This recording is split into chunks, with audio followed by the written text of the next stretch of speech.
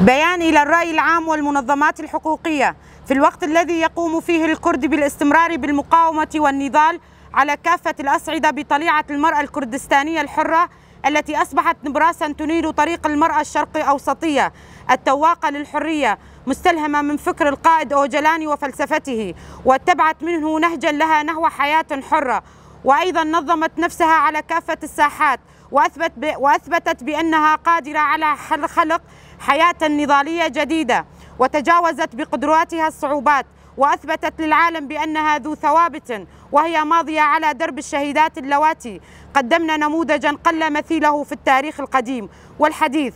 ورغم تعرض المناضلين والمناضلات لشتى أنواع الهجمات من قبل الأنظمة المستبدة السلطوية الشرسة، حيث تعددت أساليبهم وخاصة محتلي كردستان بشتى أنواع القمع والإبادة العرقية الممنهجة وكل ما هو مناهي للقيم والأخلاق الإنسانية والقوانين الدولية، حيث تعرض منذ عقود لأكبر آلة عسكرية وأقوى جيش في الناتو وشتى أنواع الأسلحة الكيميائية الممنوعة في الحرب، فأساليبهم بعيدة عن معايير الأديان كلها، سواء كانت فاشية أنقرة أو النظام البعثي أو النظام الملالي في طهران ذات الصيت في الإعدامات الميدانية.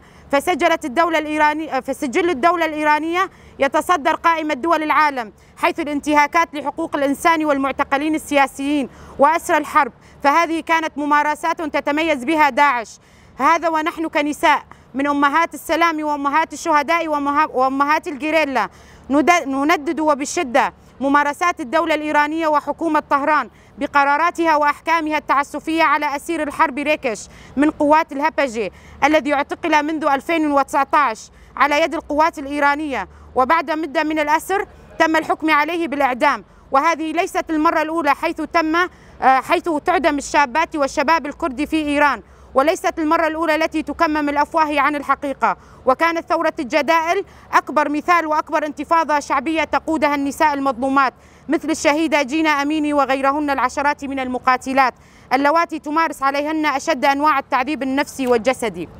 ولأن قوات الجيريلا تعتبر حامية حمى كردستان، حيث هزمت القوى الظلامية الداعشية ودفعت الآلاف من الشهداء، فإن مقاتلين من قوات الدفاع الشعبي يتعرضون لهجمات عدوانية يومية من قبل المتآمرين الأتراك والإيرانيين. ولذلك نطالب المنظمات الحقوقية ومجلس الأمن بالضغط على الحكومة الفاشية الإيرانية بالوقوف عن هذه القرارات اللا أخلاقية والتوقف عن إعدام أسرى الحرب والشباب الكردي ومن دون وجه حق، وأن تحاسب الحكومة الإيرانية على جرائمها بحق الشعب الكردي.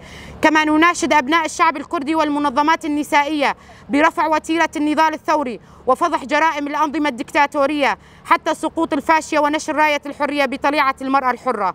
الموت لنظام الملالي في إيران، الموت للفاشية. عاشت الجيريلا حامي مقدسات شعوب الشرق الأوسط. مجلس المرأة في عوائل الشهداء وأمهات الجيريلا لشمال وشرق سوريا، 28/5/2024.